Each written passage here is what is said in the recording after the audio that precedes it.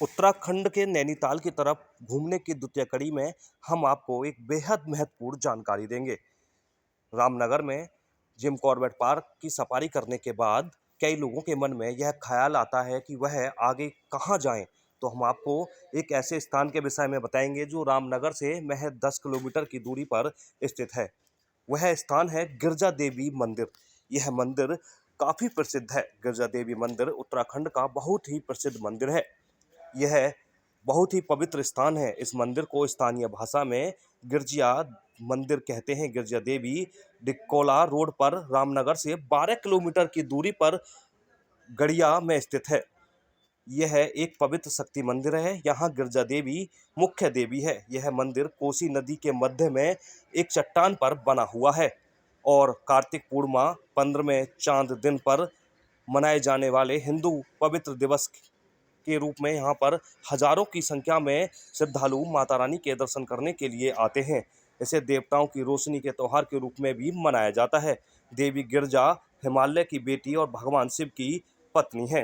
यह मंदिर 1940 तक बहुत कम लोगों को मंदिर के विषय में जानकारी थी, लेकिन हाल ही में के वर्षों में भक्तों की संख्या लाखों तक बढ़ गई है। 1970 में आधुनिक मंदिर का निर्माण पुनः कराया गया था।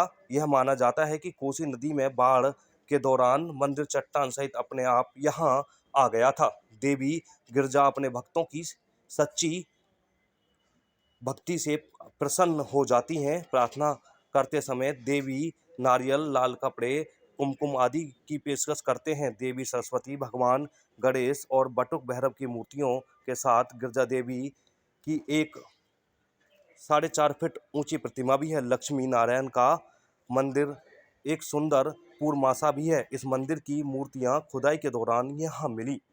यह माना जाता है कि यहाँ पर प्रार्थना करने पर श्रद्धालुओं की सभी मनोकामना पूरी हो जाती हैं। साथ ही गिरजा देवी की पूजा करने के बाद भैरव की पूजा भी यहाँ पर की जाती है।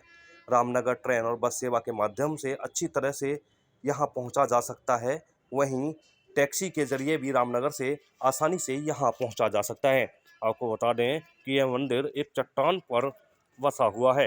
मंदिर पर सीढ़ियों के जरिए चढ़कर माता रानी के दर्शन किए जाते हैं।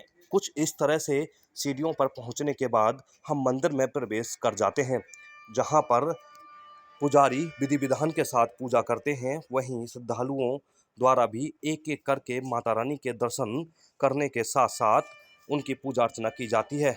माता रानी का यह भव्य रूप देखने को यहाँ मिलता है। मनमोहक रूप में माता रानी अपने श्रद्धालुओं को दर्शन देते हैं। वहीं मंदिर पर दर्शन करने के बाद श्रद्धालु नीचे की तरफ निकलते हैं। यहाँ पर खास बात यह भी है कि श्रद्धालु जब मंदिर की तरफ जाते हैं तो चढ़ने के लिए अलग सीढ़ियाँ हैं और नीचे उतरने के लिए अलग सीढ़ियों की व्यवस्था की गई है, जिससे कि श्रद्धालुओं को किसी भी तरह की कोई परेशानी ना होने पाए। यहाँ पर श्रद्धालुओं की संख्या लगातार बढ़ती जा रही है।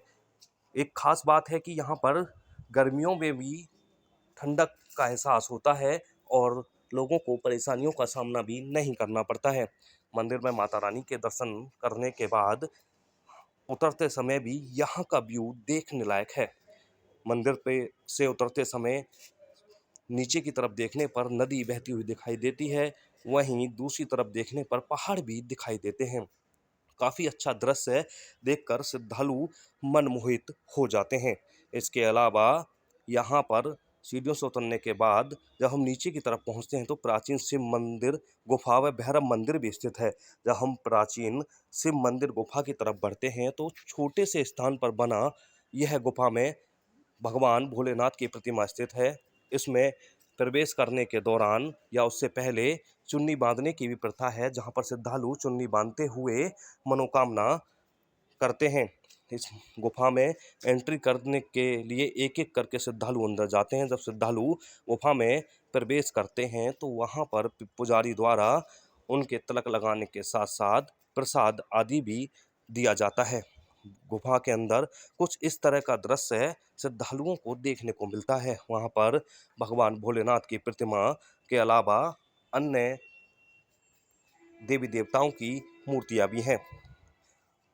प्राचीन शिव मंदिर के दर्शन करने के बाद आगे बढ़ने की कड़ी में हम जब निकलते हैं तो प्राचीन शिव मंदिर से कुछ ही दूरी पर भैरव बाबा का मंदिर है। भैरव बाबा मंदिर जाते समय कुछ इस तरह रेतीले रास्ते से होकर जाना पड़ता है। हालांकि इस रेतीले रास्ते में किसी भी तरह की कोई भी परेशानी श्रद्धालुओं को नहीं होती है। आसानी से श्रद्धालु रेतीले रास्ते के माध्यम से आगे बढ़ते हैं और जो मंदिर दिखाई दे रहा है यही भैरव बाबा का मंदिर है। आगे बढ़ने की कड़ी में जब हम उस स्थान पर पहुंचते हैं तो सबसे पहले वहाँ भगवान गणेश का मंदिर पड़ता है, जहाँ पर श्रद्धालु विधि विधान के साथ पूजा अर्चना करते हैं। इसी कड़ी में आगे बढ़ते हुए जब हम आगे की ओर प्रवेश करते हैं तो कुछ ही दूरी पर भगवान भोलेनाथ की प्रतिमा दिखाई देती है। वहीं शिवलिंग समेत अन्य देवी देवताओं की प्रतिमा भी होती है। उसके बाद हम जय भैरव बाबा के नारे लगाते हुए उनकी जयकार करते हुए आगे बढ़ते हैं तो कुछ ही दूरी पर हमें भैरव बाबा का मंदिर भी दिखाई दे जाता है। भैरव बाबा के मंदिर पर पहुंचने के बाद श्रद्धालुओं को भस्म भी लगाई जाती है, जिससे कि भैरव बाबा श्रद्धालुओं के सभी कष्टों को दूर कर देते हैं। भैरव बाबा मंदिर पर श्रद्धालु काफी संख्या में पहुंचते हैं। मानता है कि गिरजा देवी के दर्शन करने के बाद भैरव बाबा के दर्शन अवश्य करने चाहिए, उसके बाद ही पूरी पूजा अर्चना मानी जाती है, अन्यथा गिरजा देवी के दर्शन भी अधूरे माने जाते हैं। भैरव बाबा के दर्शन करने के लिए श्रद्धालु लाइन में लगते हैं